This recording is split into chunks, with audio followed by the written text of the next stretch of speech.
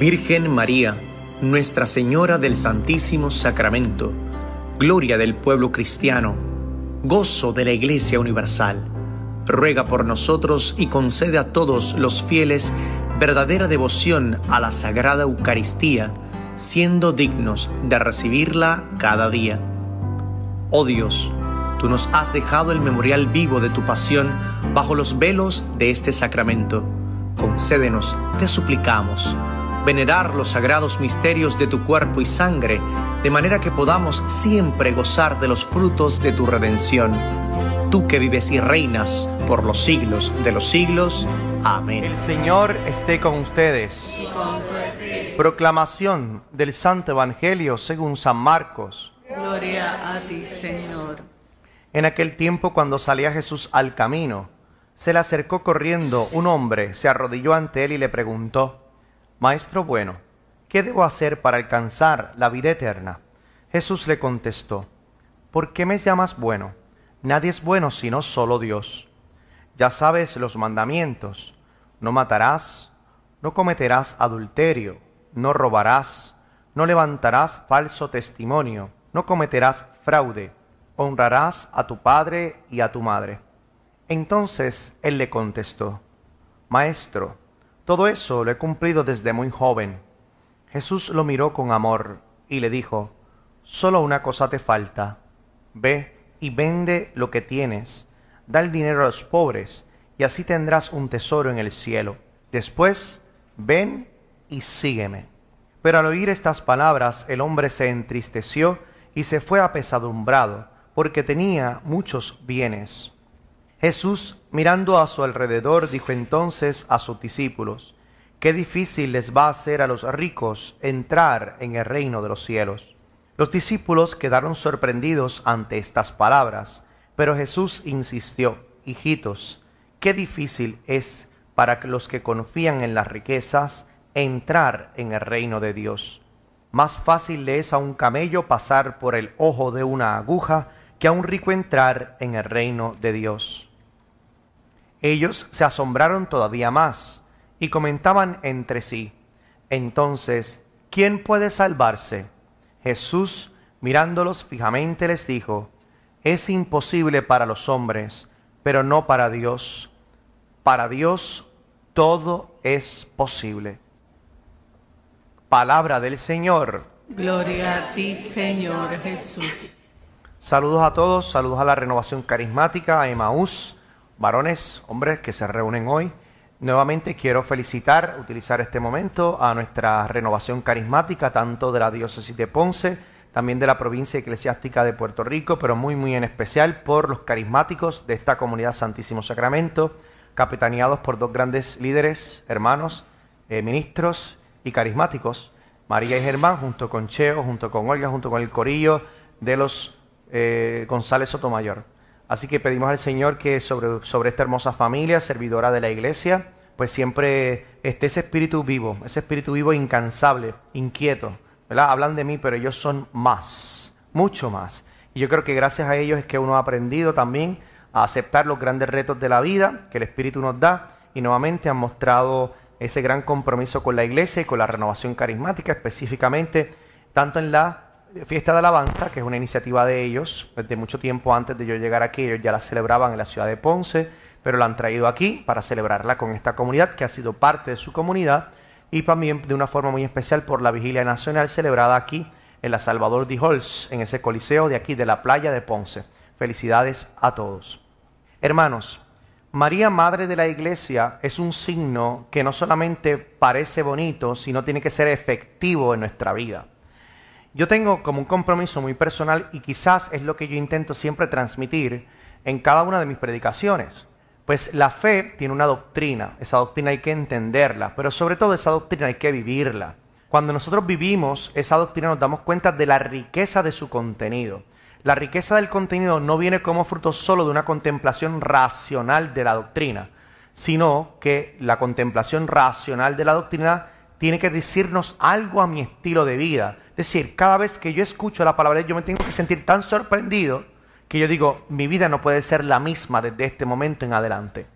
Yo creo que eso es fundamental, para que nosotros los católicos, nosotros los cristianos, con nuestro testimonio de vida, demos credibilidad al mensaje del Evangelio y sobre todo a nuestra fe. Por lo tanto, les decía que María, Madre de la Iglesia, más que ser contemplada de forma racional la doctrina que ella enseña, hay que entender cómo yo puedo utilizar ese misterio en mi vida cotidiana, en mi vida concreta, para ser no solamente un buen cristiano, sino ser un cristiano santo. Eso es importante y jamás debemos perder el norte. Si yo soy de Emaús es porque quiero ser un hombre santo. Si quiero dejarme llevar o abrir mi corazón, disponer mi corazón. De hecho, María, te voy a compartir contigo algo que me sucedió después en el momento de ayer de Pentecostés. Muchas veces nosotros pedimos que se derrame el Espíritu Santo y en mi interior, perdone que lo comparta así en público, y muchas veces sentí en mi interior que más que pedir que se derrame el Espíritu Santo ya se derramó.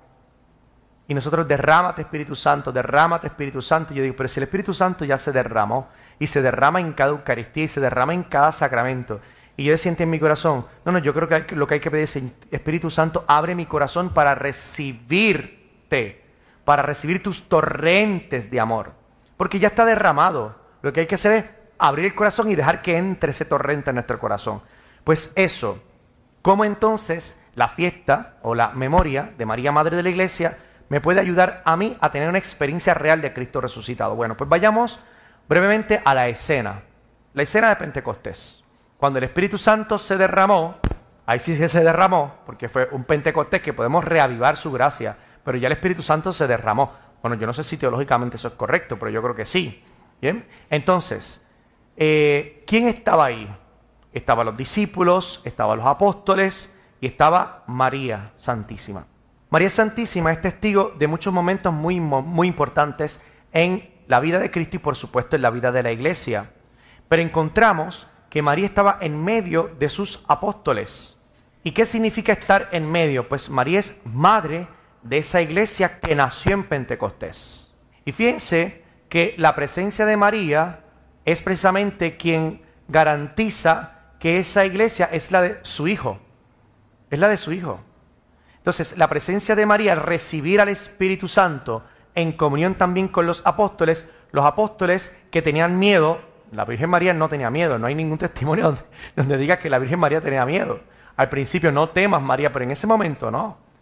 María sabía muy bien quién era su Hijo. Por lo tanto, yo me imagino, utilizando sobre todo las palabras de San Ignacio de contemplar la escena y los sentimientos, yo me imagino que ante el miedo ellos miraban a María y María estaba incólume. Por eso María, desde el principio, ha sido madre de la Iglesia. Porque la función de una madre, entre otras cosas, es quitarnos el miedo a lo divino. Quitarnos el miedo a la fe. ¿Cuánta gente tiene miedo de decir que tiene fe? Quitarnos el miedo al compromiso en la fe. Porque en el fondo eso es lo que tenían los apóstoles, el miedo al compromiso de la fe. Y al recibir al Espíritu Santo y ver la seguridad de María, que gracias a ello mantuvo unida a la Iglesia para que el Espíritu Santo llegara, ellos perdieron el miedo. La maternidad de María, entre otras cosas, existe para que los cristianos no tengamos miedo a ser cristianos. Y yo quiero que todos nosotros, hasta cierto punto, sobre todo este próximo miércoles, que vamos a celebrar la clausura del mes de mayo, con la fiesta de la visitación, y en esa fiesta vamos a orar también por el sínodo de los obispos, María está en la Iglesia para unirla y hacer que ella pierda el miedo a evangelizar. Desde ese momento se llenaron del mismo espíritu de María, porque María estuvo siempre llena de gracia, y ese espíritu les quitó el miedo. Por eso María no pudo haber tenido miedo en el momento de Pentecostés. María era la única que sabía y estaba absolutamente segura de que su Hijo cumpliría sus promesas. Por eso, ante la tentación de salir huyendo, los discípulos, espérate, mírala a ella, está aquí sin miedo, y permanecieron. Su testimonio de valentía, el de María, el de esa mujer, también ese cristiano, porque es ejemplo de modelo para los cristianos, sobre todo en ese testimonio maravilloso de saber que Jesús siempre cumple sus promesas. Hermano, no tengas miedo. No tengamos miedo a comprometernos con la Iglesia. No tengamos miedo a orar por la Iglesia. No tengamos miedo a salir a evangelizar. No tengamos miedo a hablar de Cristo. No tengamos miedo a hablar de María. No tengamos miedo a hablar de la Santísima Trinidad. No tengamos miedo a hablar de la alegría. No tengamos miedo a hablar de la sanación. No tengamos miedo a hablar de la vida eterna. No tengamos miedo. Por eso la advocación de María, Madre de la Iglesia, es una advocación que además de ser contemplada teóricamente, debe ser aplicada prácticamente. ¿Cómo aplico esa advocación en mi vida? Viendo a María. Ella es Madre de la Iglesia porque le quitó el miedo a los apóstoles.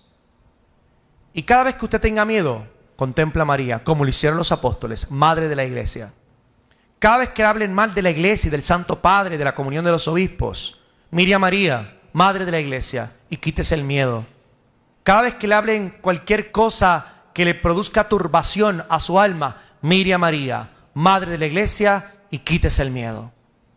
María nos quita el miedo. Por lo tanto, demos gracias a Dios que ha sabido hacer de María madre de muchas cosas. La misma maternidad manifestada en diferentes realidades. Y hoy la contemplamos como Madre de la Iglesia. Para que nosotros, miembros activos de la Iglesia, cada vez que tengamos miedo a crecer, miedo a comprometernos, miedo a decir que sí ante cualquier proposición vocacional a la santidad que Dios nos pueda dar, miremos a María y en ella contemplemos al perfecto cristiano que se deja hacer por Dios porque no tiene miedo. Si María no tiene miedo, nosotros tampoco deberíamos tener miedo.